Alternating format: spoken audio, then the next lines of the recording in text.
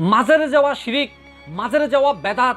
আল্লাহর ওলিরা ইন্তেকালের পরে আর কাউকে কিছু দিতে পারেন না, ইন্তেকালের পরে তাদের আর কোনো ক্ষমতা থাকেন না। যারা এই সকল কথা বলে আল্লাহর ওলির দরবার থেকে সাধারণ মুসলমানকে দূরে রাখতে চান, এই শিক্ষণীয় কয়েকটি ঘটনা আপনাদের জন্য। একদিন হযরত আব্দুল কাদের জিলানী রাদিয়াল্লাহু তাআলা আনহু, হাম্বলি মাযহাবের মহান ইমাম হযরত ইমাম আহমদ বিন হাম্বল রাদিয়াল্লাহু তাআলা আনহুর দরবারে গেছেন, মাজার শরীফে গেছেন জিয়ারতের জন্য।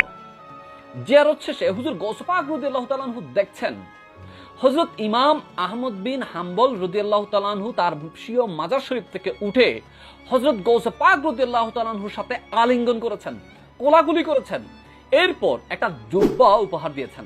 সুবহানাল্লাহ। এই ঘটনা থেকে আমরা কয়েকটা বিষয় শিক্ষা লাভ করতে পারি। আমরা অবশ্যই আল্লাহর মহান ওলিদের মাজার জিয়ারত করব। আমাদের ইয়াকিন থাকতে হবে, আমাদের বিশ্বাস থাকতে হবে আল্লাহর ওলিরা তাদের ইন্তেকালের পরেও তাদের ভক্তকে, আল্লাহর বান্দাদেরকে সাহায্য করার জন্য, উপহার দেওয়ার জন্য, কিছু হাদিয়া দেওয়ার জন্য দেওয়ার ক্ষমতা রাখে। এই ক্ষমতা কে দিয়েছে? মহান আল্লাহ দিয়েছেন।